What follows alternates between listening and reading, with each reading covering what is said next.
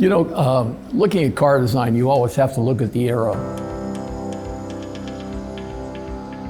I used to teach automotive history design at Art Center College under Stoller McMinn over there, who's a great, great teacher.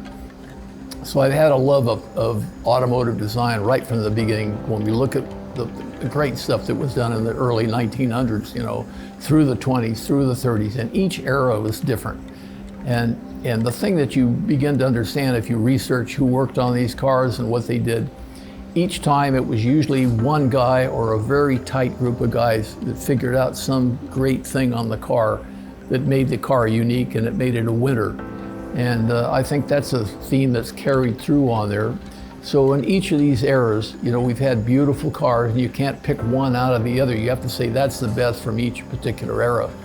And whether you're looking at the 1930s and stuff, one of my favorite cars is the 2.9 Alfa Romeo done, at that time. It's just an absolutely beautiful piece of work. I mean, everything in it, just the chassis is great, the engine is great, all the engineering, every casting within it is a work of art.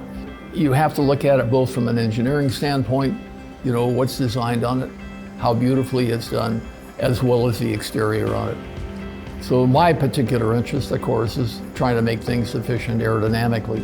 And that's changed completely because we've got two forms of aerodynamics. At the beginning, when we didn't have a lot of horsepower, what you're trying to do is get the car through the air as quickly as you possibly can because you don't have very much horsepower. As soon as we began to put V8 engines in and got lots of horsepower, we were so fast that the cars start to lift off the ground. So we had to change. So we went from low drag aerodynamics to high downforce aerodynamics. So that's completely changed the style of automobiles.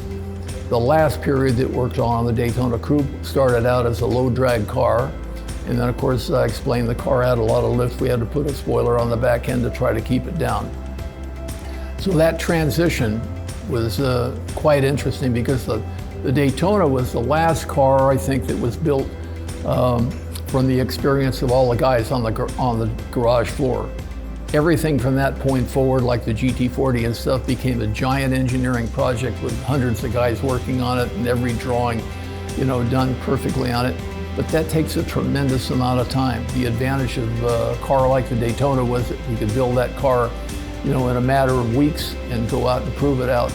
So that's been the whole change on it. But the aerodynamics are still very interesting.